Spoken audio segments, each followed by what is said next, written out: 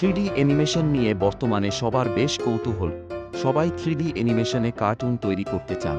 Cartoon তৈরি করার আগে যেসব বিষয়ে ধারণা দেয়া প্রয়োজন, তার মধ্যে সবচেয়ে গুরুত্বপূর্ণ হচ্ছে ইউজার ইন্টারফেসে পারদর্শী হয়ে ওঠা।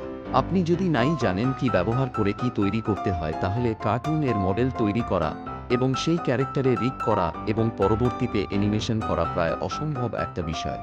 আমরা চেষ্টা করি বাস্তবসম্মত উপায়ে প্রশিক্ষণের ব্যবস্থা করতে। সেক্ষেত্রে বেসিক প্যারামিটার ব্যবহার এবং ইউজার ইন্টারফেস এর সঠিক ব্যবহার এক্ষেত্রে সবচেয়ে গুরুত্বপূর্ণ।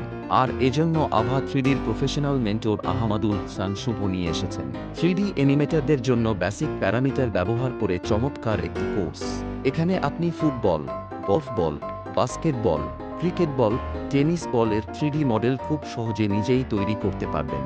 খুব সহজ মেথডে তৈরি করা হয়েছে বলে বিগিনার লেভেলের যে কেউ সহজে বুঝতে পারবে। এখানে সহজে 3D মডেলিং, ইউভি আনর্যাপ, ফটোশপে টেক্সচার তৈরি, ম্যাটেরিয়াল অ্যাসাইন, বেসিক লাইটিং ও রেন্ডারের স্টেপগুলো দেখানো হয়েছে। তো শুরু হোক দক্ষ অ্যানিমেটর হওয়ার প্রথম পদক্ষেপ।